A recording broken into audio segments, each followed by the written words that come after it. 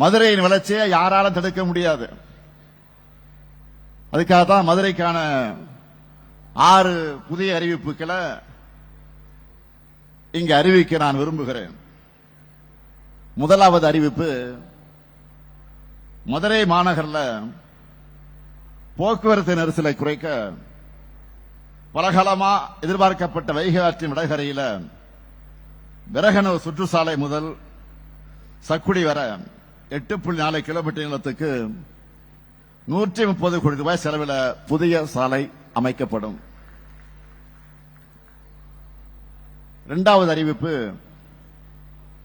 மதுரை மாநகரின் முக்கிய பகுதிகளான மீனாட்சி அம்மன் கோயிலை சுற்றி இருக்கக்கூடிய 4 மாசி வீதிகள், வெளி வீதிகள், புதூர், அண்ணா நகர், சண்டைப்பேட்டை, தெற்குவாசல், எஸ்எஸ் காலனி, ஆரப்பாளையம், அரசரடி, பழங்கானத்தம், பைக்காரா உள்ளிட்ட பகுதிகளில் இப்ப இருக்கக்கூடிய பழைய பாதாள சாக்கடை குழாய்கள் அகற்றப்பட்டு புதிய திட்டம் செயல்படுத்தப்படும்.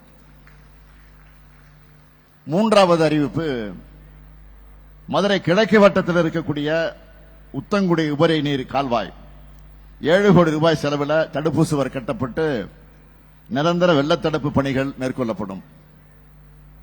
நான்காவது அறிவிப்பு, மேலூர் வட்டத்தில் கேசம்பட்டி கிராமம், பெரிய அருவி நீர்த்தேக்கம் மற்றும் அதை சார்ந்த கண்மாய்கள் 2 கோடி 60 லட்சம் ரூபாய் மதிப்பீட்டில் புனரமைக்கப்படும். மேலும் மேலூர் வட்டம் சூரப்பட்டி அருகே பாலாற்றின் குறுக்க 9 கோடி 50 லட்சம் ரூபாய் மதிப்பீட்டில் புதிய தடுப்பணை கட்டப்படும். ஐந்தாவது அறிவிப்பு, மதுரை மேற்கு வட்டத்தில் இருக்கக்கூடிய கொடிமங்கலம், மேலமாத்தூர், புதுக்குளம் மற்றும் விளாச்சேரி கிராமங்களில் இருக்கிற பல்வேறு ஏரிகள் மற்றும் கால்வாய்கள் 10 கோடி ரூபாய் செலவில் மேம்படுத்தப்படும்.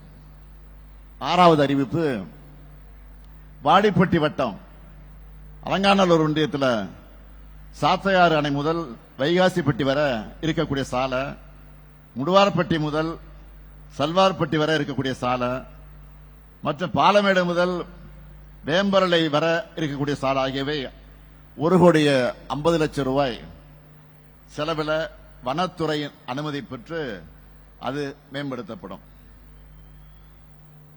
ஆக இந்த அறிவிப்புகளை எல்லாம் நான் வெறும் அறிவிச்சுட்டு போற மட்டும் நினைக்காதீங்க, இது விரைவில் தொடங்கப்படும்.